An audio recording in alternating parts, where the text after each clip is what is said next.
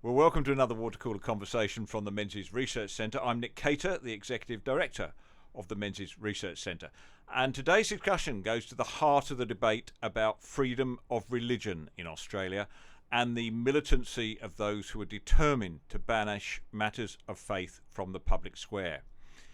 The elevation of Dominic Perrottet as the Premier of New South Wales in October 2021 unleashed a wave of ad hominem attack on the new Premier based on his Catholic faith and his socially conservative values.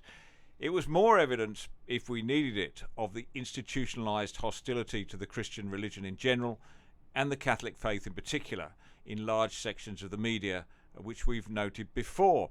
Here, for instance, is how the ABC TV News portrayed Perrottet the night before the party room ballot. As Treasurer, he helped steer the state's economy through the pandemic. But the outspoken right-wing warrior has also attracted plenty of controversy over the years. A father of 6 and a devout Catholic. Some commentators believe those strong religious views will be a turn-off for many voters. It is a problem. It is a problem for women, LGBTQI people, and anyone of a different faith. So I'm concerned. I think a lot of women will be. Well, to discuss issues of faith in the public square, I've invited back two recent Watercooler guests, both of them authors, to add some fresh perspective. David Furse-Roberts is the author of God and Menzies, The Faith That Shaped a Prime Minister and His Nation, which incidentally includes a foreword by the current Prime Minister, Scott Morrison. Greg Sheridan writes for The Australian, and his latest book, Christians, The Urgent Case for Jesus in Our World, makes a strong intellectual and moral case for the positive role faith plays in both the private and public life. Well, welcome to you both. Greg, what did you make of the ferocity of the attacks on Dom Perrottet? I was a bit surprised by the reaction to Dominic Perrottet, but it's of a kind with the reaction to Scott Morrison. Couple of deeper points out of it, I think. One is the culture is now so unfamiliar with any observant Christianity or any believing Christianity that it finds any Orthodox Christianity completely bizarre, like from the planet Mars or something. I mean, what a shocking thing that Dominic Perrottet has 6 kids. I mean, what a terrible, shocking, this is plainly a crime against modern civilization. And similarly, the Stephanie Dowrick article, which attacked him in the Sydney Morning Herald and The Age, attacked Scott Morrison and was full of the most preposterous claims about what Pentecostalism believes. I mean, just absurd misunderstanding, and a similar misunderstanding of Catholicism. I think it does show the way Christianity has been whited out of the culture. And the other thing, I think the political culture only accepts now one type of Christian, and that is the social justice Christian. Now, I don't cast any aspersions on anybody's Christianity at all.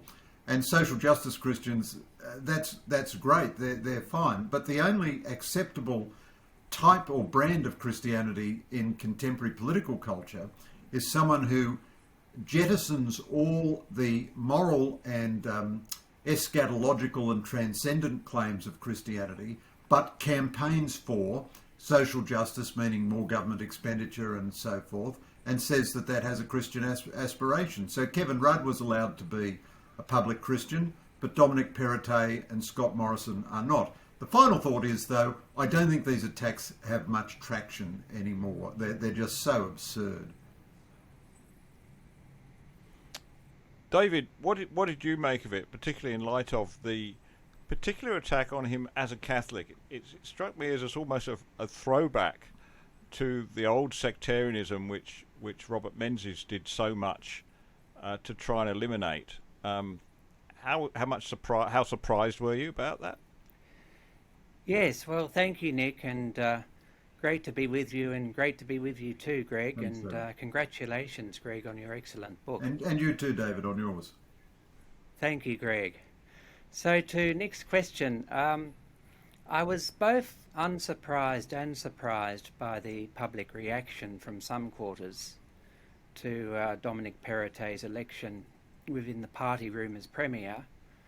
On the one hand, I was unsurprised because our public culture in Australia over the last 50 years has become increasingly secular, and with a waning influence of the church and the and less Christian presence in public life, that has created something of a vacuum that has been filled by more secular voices. And also just our cultural zeitgeist has moved so far away from traditional Christian values and moral truths that there is now this deep cultural animus towards Christianity and its claims of not only supernatural revelation but also objective moral truths. And so orthodox forms of Christianity like Roman Catholicism and evangelical Protestantism and Eastern Orthodoxy are seen as very foreign and very uncongenial to the new cultural zeitgeist we find ourselves in.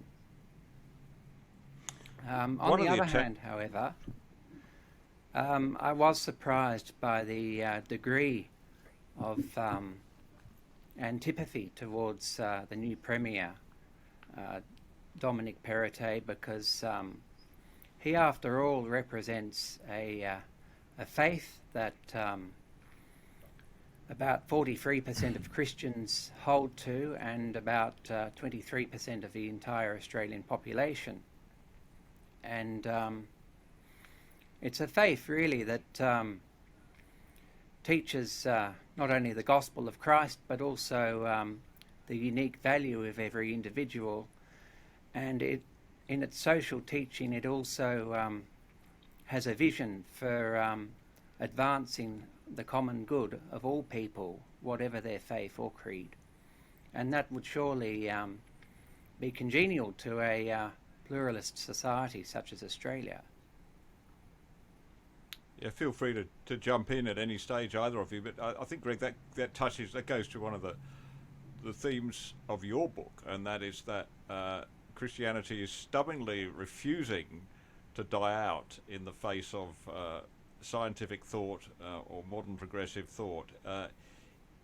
If you thought that Christianity was on weak ground when it comes to factual basis or on the basis of what it provides for us in terms of our awareness and knowledge of the world around us and the people and how to live a good life, you would think that it was getting weaker, but there's no sign that it is, I think. Is that right? Is that your reading? Well, Nick, I think there are simultaneous contradictory trends. So in the West, there is an ambient statistical decline in Christianity. By the West, I mean Western Europe, North America, Australia and New Zealand. So I think Britain is just about now a majority atheist nation. It'd certainly be very close to that. In Australia, we're a bit more religious than Britain, and the last census showed about 53% of Australians still identified as Christians. There are good methodological reasons for thinking that's a bit understated, so it probably was about 56 or 57%, but at the same time, it's very heavily represented in the older cohorts, so a good number of Christians would have died off since then and not been replaced by the younger cohorts. And in the United States, they're more religious again than we are, but they're suffering the same ambient decline. But a couple of things are worth noting about that. One is that everywhere but the West, Christianity is doing very well. It's the one force that Chinese Communist Party can't control. It's on fire in Africa. It's very dynamic in Latin America and so on. So it's a very eccentric position the West is going to. The other thing is Christianity is certainly not going to die out in the West. I think all the nominal adherents have gone, and it's certainly true that more older folks believe in Christianity than younger folks in Western societies. But in my last book, God is Good For You, I interviewed, I think, 14 politicians, all of whom were believing Christians. And one reason for doing that was just to show readers that the most sophisticated and brilliant people that we have are believing Christians. So this was across parties: Tony Abbott, Malcolm Turnbull, John Howard, Mike Baird, and from the Labor side, Bill Shorten, Kim Beazley, Penny Wong. These folks are all conscientiously believing Christians, and they are the people we've entrusted to run our nation.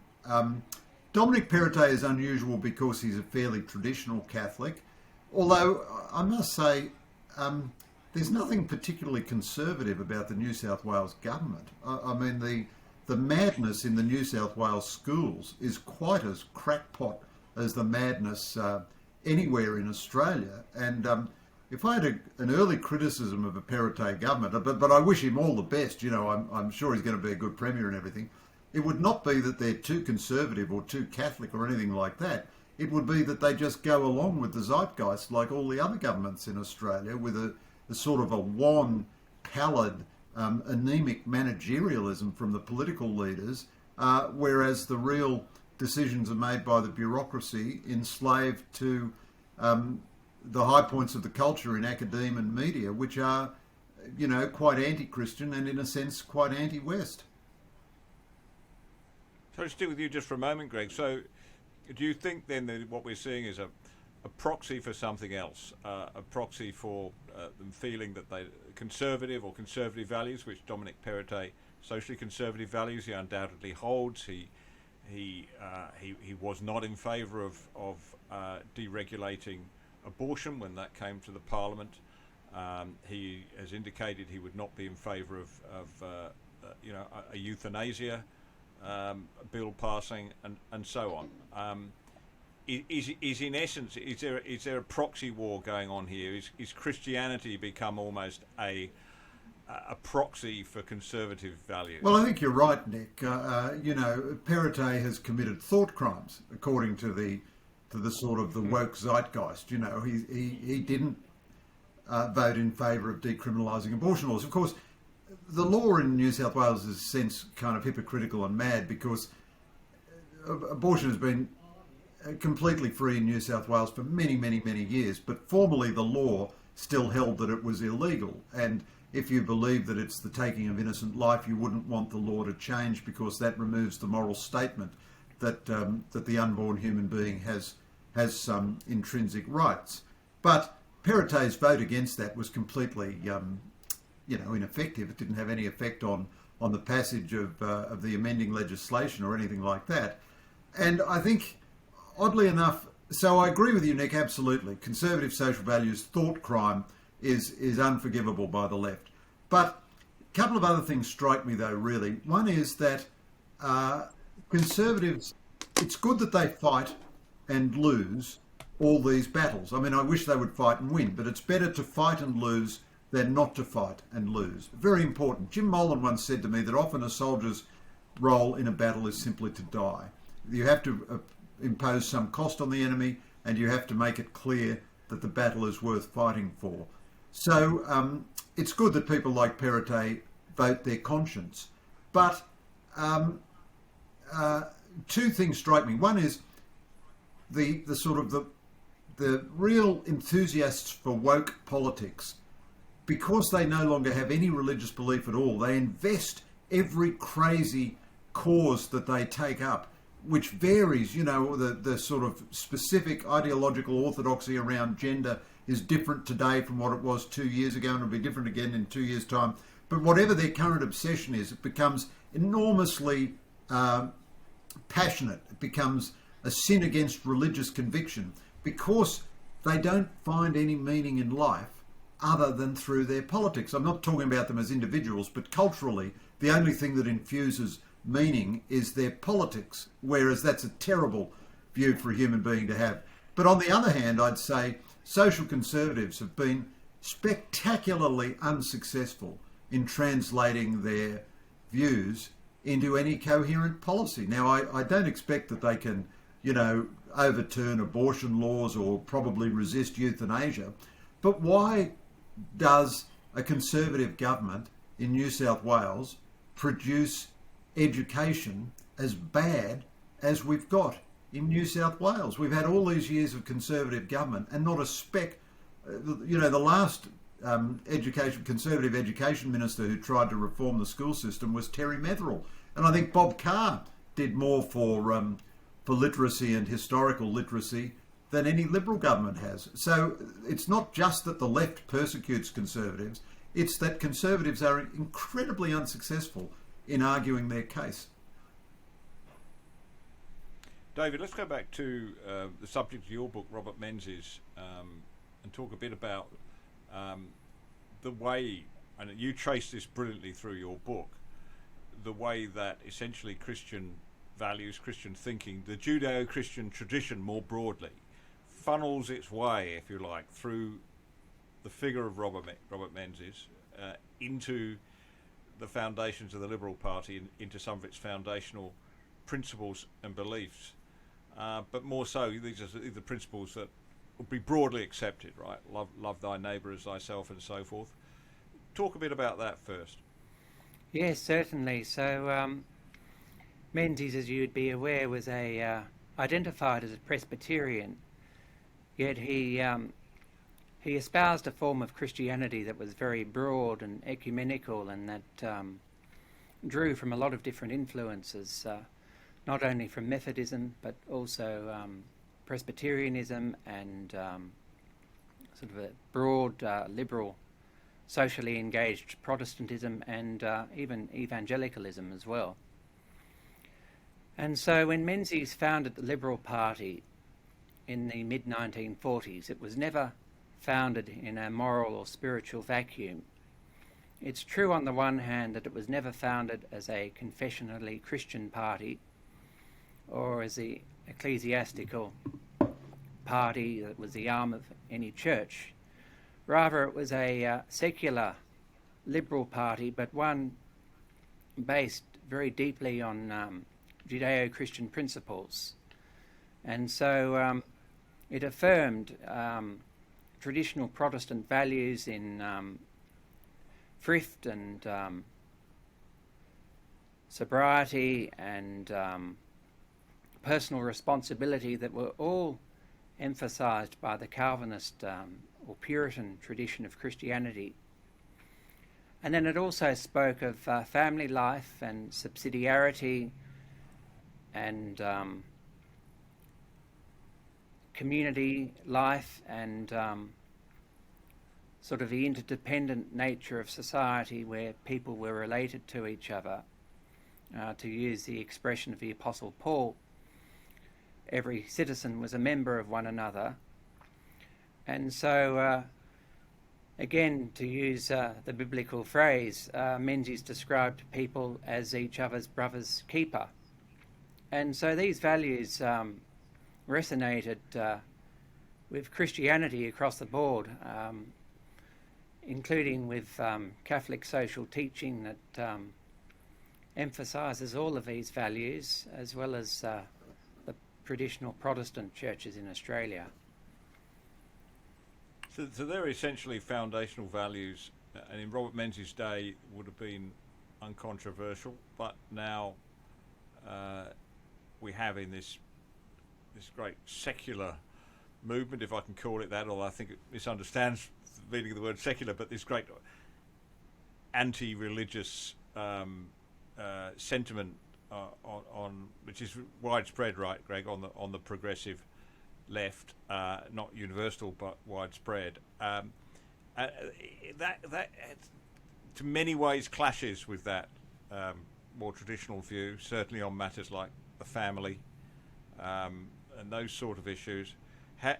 Are we now then in a more fractured, less certain society than we were in, say, 1966 when Robert Menzies stepped down? Well, we certainly are that, Nick. Absolutely, I agree with your analysis there 100%.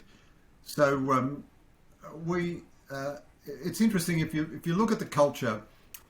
Just take some obvious indicators. All the Best Picture Academy Awards and all the best-selling book lists from, say, the 1930s through to the 1960s were dominated by Christian themes, Christian books, Christian movies. The culture was very supportive of Christianity, but also it was very supportive of what you might call natural morality. So there were codes in Hollywood that you couldn't portray in a film someone benefiting from murder, for example. And, we now rail against that as terrible censorship and so forth. but actually it was a moral consensus in the society about what human dignity was about and what the human project was about, what human solidarity demanded. Whereas since the 1960s, we've had really a series of cultural revolutions which have torn the Western mind apart. Just as St. Paul tore the ancient mind apart with his universalism, so the kind of derivatives of the old Marxism have torn the Western mind apart with their hyper-relativism. So postmodernism teaches us that there are no grand narratives. There's nothing to unite us. Identity politics is an absolute repudiation of Christianity's universalism. So the great statement of universalism comes from Paul: there is neither Jew nor Greek, slave nor free, male and female, but you're all one in Christ Jesus. Now, contemporary ideology says, no, no, no, no. You are simply an amalgam of your racial and gender characteristics, and your virtue is to be determined by how those characteristics stack up. And, you know, you have this absurd thing where students going to British universities have to sign a statement asserting their personal guilt if they're white. Well, how ridiculous is this? And of course, this leads to a reaction then on the right wing of politics. As Christianity declines, you lose the Christian right with its transcendent beliefs, and you just get a tribalist right, which responds to these identity politics by saying, well, if you can have identity politics, we can have it too. So then you get a resentful white identity politics on the right, which is just as destructive as identity politics on the left. Now, this is certainly fracturing society, causing tremendous division. It's extremely illiberal. People get cancelled and rubbed out and so on. I saw an interview with the star of Game of Thrones the other day in I think the Australian Colour magazine, and he was saying he was very scared because he didn't want to say anything which might inadvertently offend large numbers of people. So there's a young bloke who ought to be free and easy, at the top of his game, a worldwide movie star, fantastic. You'd expect him to have a bit of social responsibility, instead of which he's terrified that he might inadvertently use the wrong term or something and find that he has offended the new doctrines of identity politics. Where this all ends up is a bit unclear, but it does seem to me that liberalism, properly understood, is a fulfilment and child of Christianity. But if you take Christianity completely away from liberalism, it goes mad and it loses the essential balance. You know, all truths have to be held in balance with other truths. Heresy or fanaticism generally does not start with a lie, but it starts with one truth, which it holds to the exclusion of all other truths. And at the same time as the West has never been under greater challenge externally from vigorous societies, it is becoming itself incapable of sustaining any meaningful narrative for its own citizens and any unifying idea of citizenship. I mean, I'm, like everybody else, I'm completely opposed to racism, but the great unifying thing in Australia used to be citizenship. But even that's under attack now. Yeah, and I think, David, this is one of the things that your book brought home to me. I started to think about this afresh. I've always, as we often talk about the Judeo-Christian tradition as being the underpinnings of our civilized society. But I think your book showed me where Greg was going there, that it's more than the underpinnings, it's the central core. And if you take it away, the whole thing is in danger of collapsing. Is that, do you see? I mean, so I guess let's put this question to you. Can you have a liberal philosophy in the way that Menzies conceived of it if you not only deny the existence of God, but you deny the existence of these the importance of these fundamental gospel principles? Well, I think one has to be mindful of what you might call the cut flower syndrome, whereby if you take away the spiritual life source of something, be it the Liberal Party or any other Western institution, what will happen is that it will continue to survive and flourish for a little while, but like cut flowers, they'll eventually wither and die because they're cut off from their spiritual source. And I think that's a danger here with both the Liberal Party and with civil society at large, that when the Christian foundation has been depleted or even totally repudiated, then spiritual and moral decay will ensue. And so, to put it in positive terms, the Christian foundation was truly essential to the Liberal Party and to civil society. It gave these spheres their sense of moral purpose and the belief that every human being was intrinsically valuable because every man and woman was created in the image of God. And not only was everyone related to God, but we were all related to each other as brothers and sisters. And so this was the essential yoke of civil society, that we were all bound together. And that sense of human dignity is so important, and it explains why Christians and other people have taken a strong stand against abortion and against euthanasia, because they believe in the sanctity of human life and the importance of being a human being created in God's image, because Christians believe that we were not only created in God's image, but we have also been redeemed by God through Jesus Christ and given new life to be new people, new men and new women that have been redeemed by Christ. And so every life potentially has eternal value. And I think that these beliefs have given fire to our democracy and fire to human progress, from the movement to abolish slavery and to reform the prisons and to give women greater enfranchisement and suffrage. And I believe that the great social movements of our history have been inspired by this belief that we are all created in God's image, and that we can be redeemed by God and achieve wonderful things on this earth. Well, yeah, let's take that wonderful metaphor, the cut flower syndrome, which is sort of chilling at the same time, right, Greg? So I know that the wonderful long-stemmed roses that you buy for your wife every Valentine's Day are going to last much longer than the ones that you just pick up in the servo, but they will eventually fade and die. Now, if we think of that in the context of the way our society has gone in the last 50 years or so, there was from 1966 to 71, between the two censuses in Australia, there was suddenly a big growth in the number of people who ticked the no religion box. Before it was 2% or thereabouts, and it's suddenly gone up to now it's in the 30s, I think. So and religion has been less, or faith has been less part of our society. Religious instruction at schools has become optional. In some schools it doesn't happen. I think Victorian schools it's frowned upon altogether. People are not taking their kids to Sunday school to the same degree. So eventually, after 2, 3, maybe generations, any knowledge of the Christian faith starts to disappear, doesn't it, from people's heads?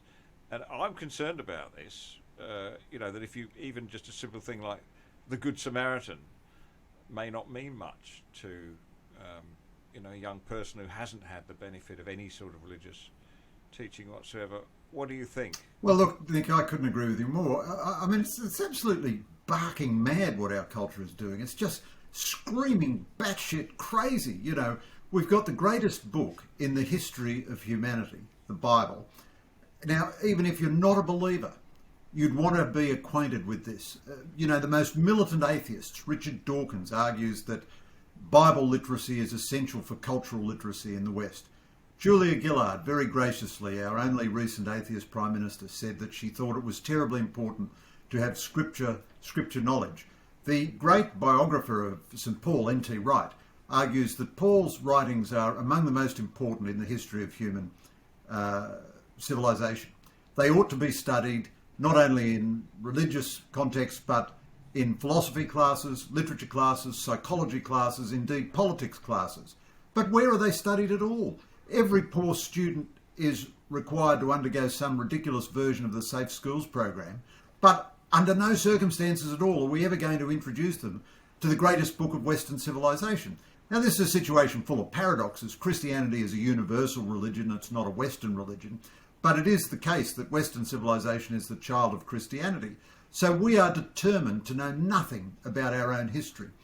We're also, I like David's metaphor about the cut flowers. French intellectual Ernest Renan put it in a similar thought in a different way. He says we're trying to live off the scent of an empty vase. And for a while, society does live off its moral capital. It uses the moral categories of Christianity, even when it rejects Christianity.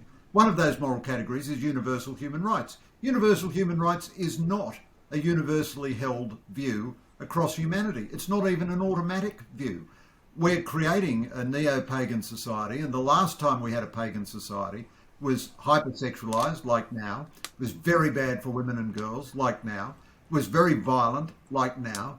And it did not regard human rights as universal. Now, I give you one illustration of this, Nick. I happen to have a little debate on the ABC Q&A program with the atheist philosopher Peter Singer a year or two ago.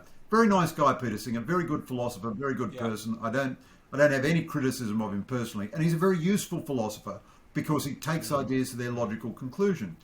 And I put to him something he'd written in one of his books, that handicapped children should be left, severely handicapped children should be left to die if their parents don't want to take care of them, and they have less utility than a sentient mammal like a baboon or a dog or a cat. And he said, yes, that was indeed his view, and he was a bit shocked that I thought they should be kept alive. And he said, what are you saying, Greg, that they should be kept alive just because they're members of our species? And I said, yes, that's absolutely what I'm saying. Because they are human beings, they have an inherent, ineradicable human dignity, which we have an obligation to respect and honour at every stage of their lives, whether they're handicapped or frail or old or young or whatever. Now, he is a very civilised guy, Peter Singer, but that is where the culture goes when it cuts itself off from Christianity. Life itself becomes relativised. Some life is valuable, some life is not valuable. And that's just one of a million cases of where the culture goes. Now, a final point, Nick. This is a very interesting temptation for conservatives, because conservatives of a certain age are inclined to say, yes, the cultural benefits of Christianity are obvious, but I can't bring myself to believe, and I don't think religious belief is essential. That's fair enough. As an individual statement, that's perfectly fair enough. But that gets you nowhere in terms of the future of the culture, because you cannot say to a young person, aged 18, aged 20, aged 22, full of the idealism and heroism of youth, you cannot say to them, this story is completely fraudulent. It's a superstition. It has no inherent meaning. It never happened. And I want you to live your life by the values that it espouses. You can sell that message to a 59-year-old or a 69-year-old wizened conservative. You can't sell it to a young person. So I'm not making this as a normative statement, but as an analytical statement. I don't think the West can survive as the West without religious belief. Well, the word belief, yeah, and to go back to Robert Menzies, your study of him is intriguing. We you and I, David, spoke to Heather Henderson, his daughter, when you were writing this book, and she said, look, he wasn't a very religious man at all, in that he didn't say grace before meals and those kind of things. But I think it's clear from the book, the writings that you've found, his speeches. He did believe. He was a true believer. He believed in it solidly. It wasn't just was that your conclusion at the end of it? It wasn't just a sort of intellectual framework. It was something that he actually believed in his soul that he might, like Greg, have had a big thing about angels going on in his head, or he believed it deeply. Was that the impression you came out with? Yes, most certainly. So, as I mentioned earlier, his Christianity was drawn from many different streams and traditions, including evangelical Protestantism, where he imbibed his great love of the Bible and his daily habits of reading the Bible. I think it's true that he was not an evangelical sort of enthusiast in the mould of, say, a Billy Graham. But his faith, I think, was real, and it was heartfelt, and it shaped his entire worldview. His speeches and pronouncements were peppered with biblical turns of phrase and aphorisms, and his whole conception of democracy and philosophy of freedom was based on Christian biblical precepts. He once said that the oldest statement of democracy is actually found in a verse in the early part of Genesis, where Cain has been guilty of murdering his brother Abel, and when Cain is confronted by God, Cain says to God, "Am I my brother's keeper?" And that for Menzies was the first expression of democracy.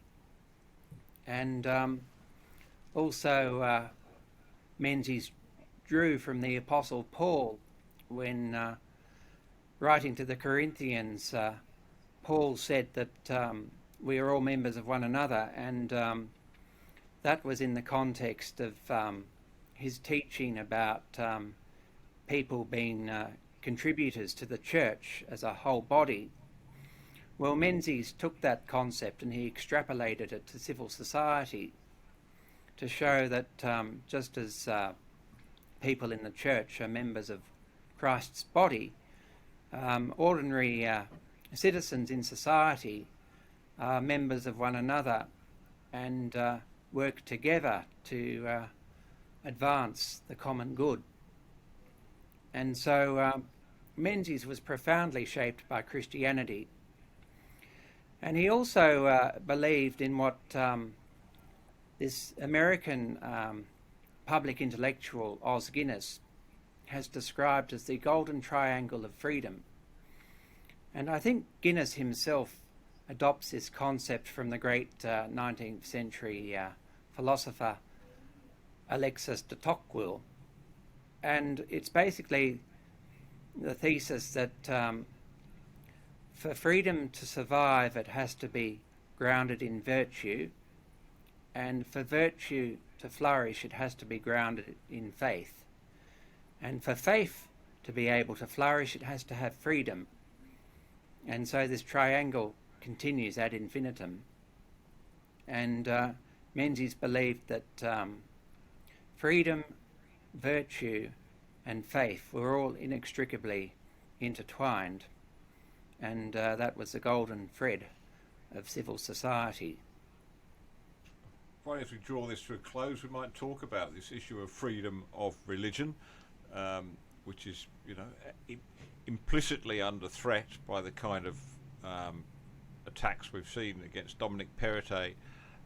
There's a vocal, but I probably agree with Greg, not a large proportion of the commentariat who believe strongly that there should be no discussion of Christianity in the public square, but even more than that if you have a Christian faith, then it somehow makes you almost unqualified to be in the public square. So this is going on all the way, but it seems to me to go back that issue of freedom that David highlighted, Greg.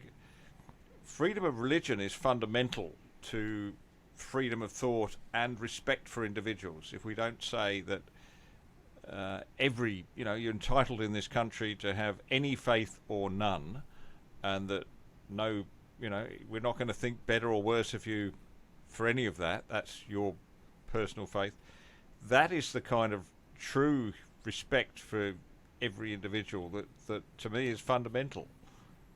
So rather than being, as some would say, a fundamentalist or an exclusive way of thinking, I think that was one of the criticisms made of Perrottet in that article to which you referred to. It's actually an embracing thing, isn't it? Freedom of religion. It's actually saying we accept everybody. Well, that's right, Nick.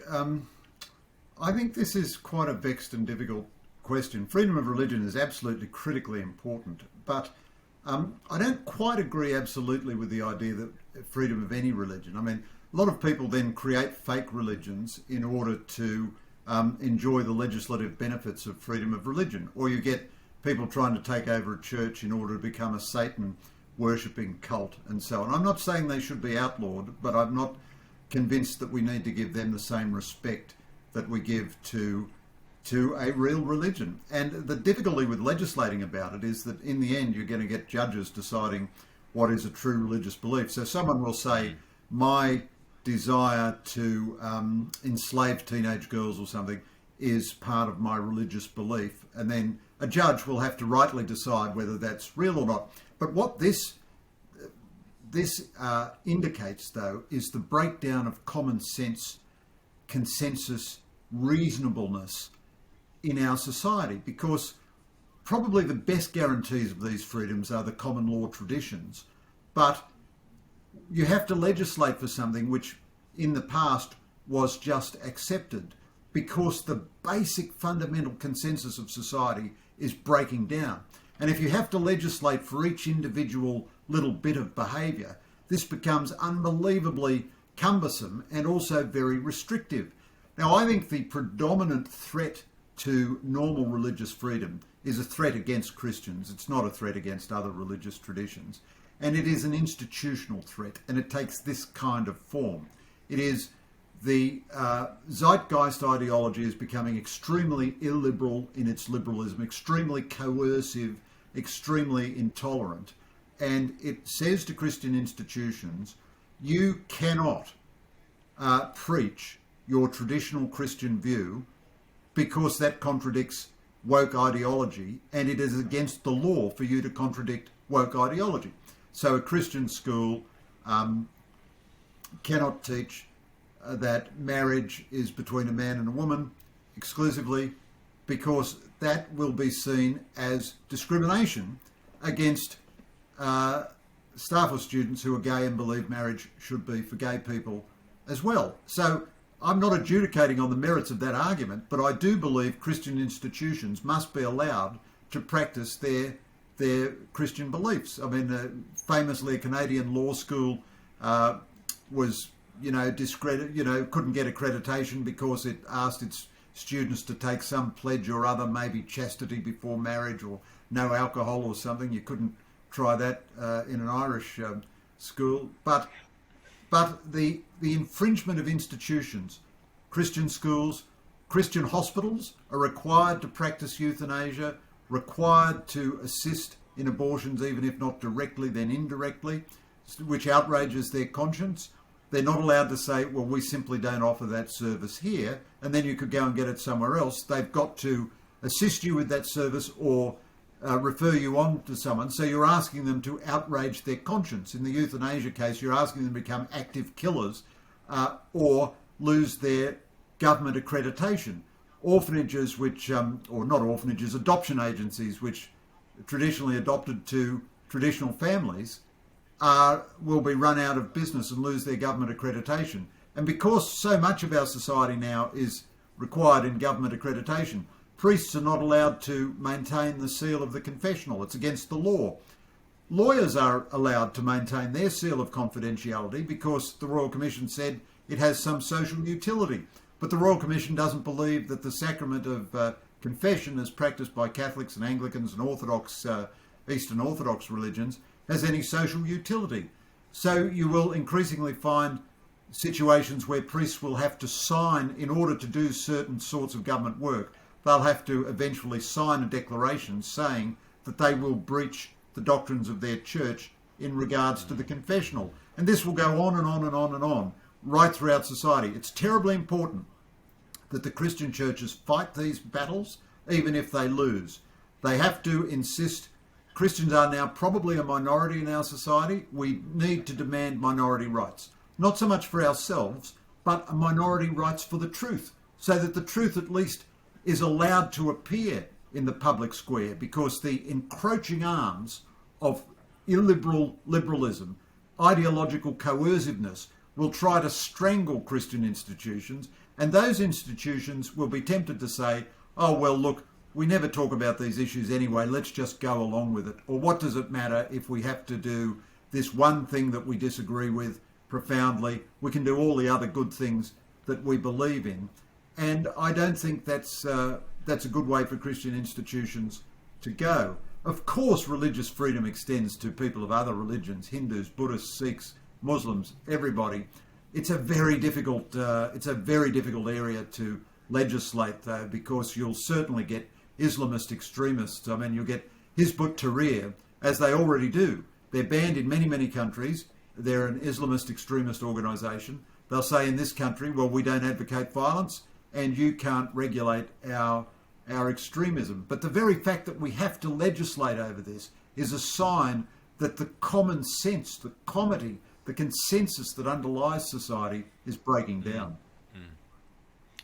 Well, look, I always feel that it's my responsibility as host of these podcasts to end with a redemptive note, and I'm going to find it actually in both of your books. Let me tell you that, as I said at the start of this podcast, I've had you both on quite recently as separate guests talking about your respective books, and they've been some of the most listened to podcasts we've done all year, which is testimony to your the respect in which you're held, Greg, I'm sure, and David, but more so the subject of your books.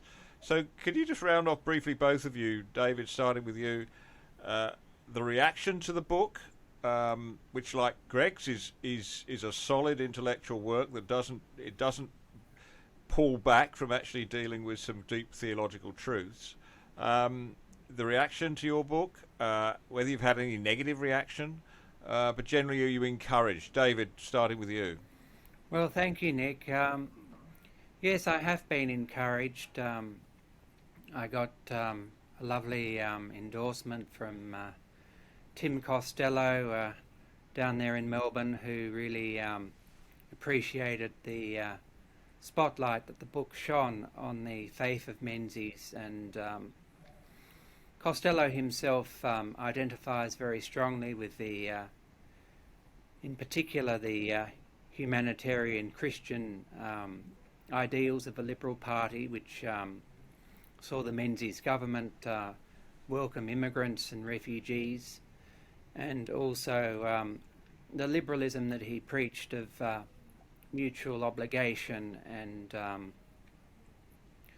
of citizens serving one another, and that emphasis on responsibilities as well as rights. And so that was really encouraging, and I guess with the book, my purpose was to show that Christianity is something that is not only good for Christians but good for all people.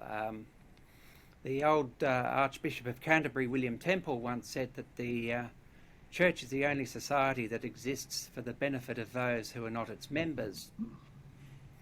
And it's true also that Christians worship a God who not only sends rain on the unrighteous but also the righteous.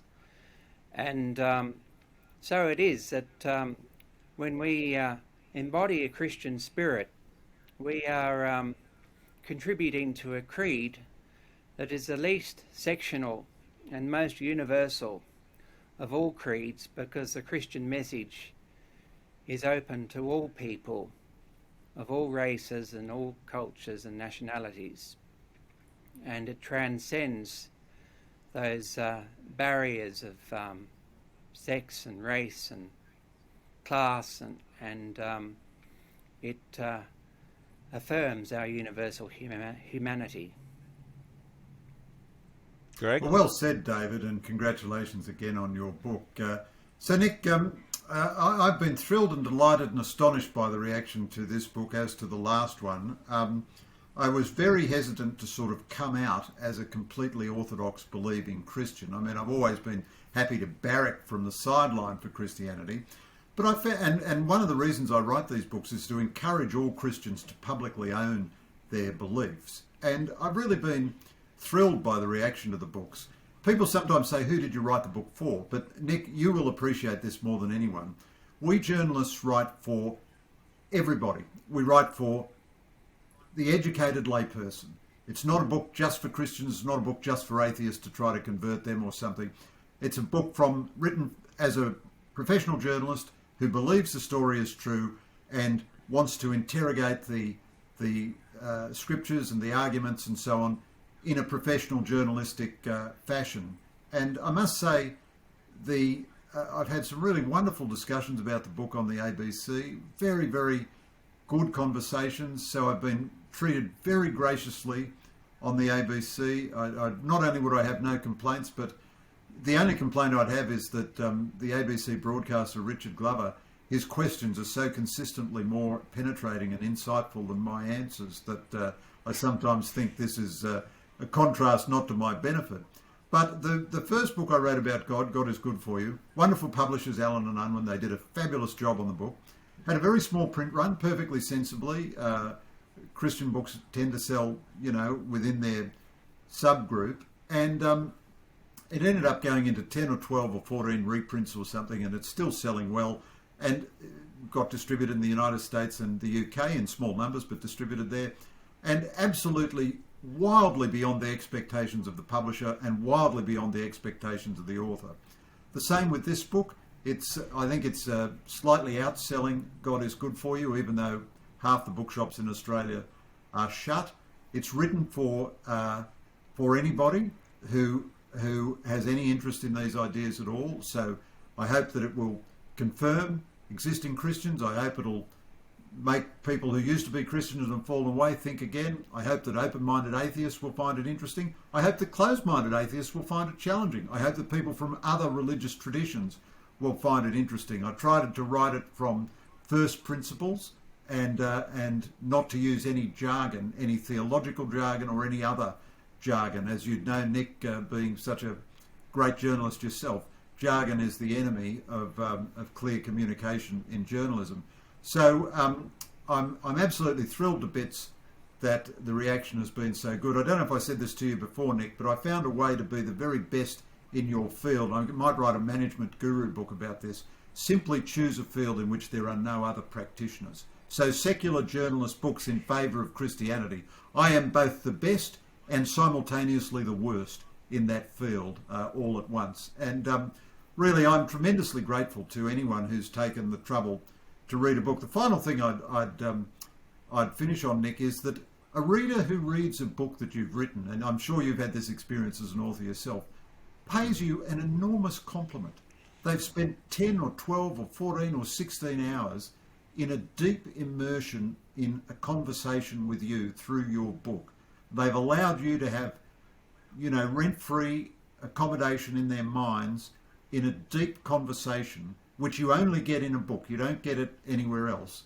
And, I'm just gobsmacked with joy and delight and gratitude that, quite a significant number of people are doing this. And of course, even if one person did it, you'd think that's fabulous. But the fact that it seems like quite a lot of people are doing it, that's terrific. And it does show that people are quite keen, I think. My little book is not the key message here, but there is a big market actually for more Christian material in our mainstream culture. I think that's absolutely right, and it certainly goes from our experience here at Menzies Research Centre. I'm confident that there'll be many people downloading, listening to this discussion as there were to the individual discussions. So thank you both very much, to David Furse-Roberts and to Greg Sheridan, for joining me to continue this important discussion. And if you've enjoyed this podcast, then you can assist us. You can help us produce more by subscribing to the Menzies Research Centre from just $10 a month at www.menziesrc.org. Just remains for me to thank our guests. Thank you, Greg, for joining us from Melbourne. Thanks, Nick, and thank you, David. David, thank you. Thank you, Nick, and thank you, Greg. A pleasure to be with you both.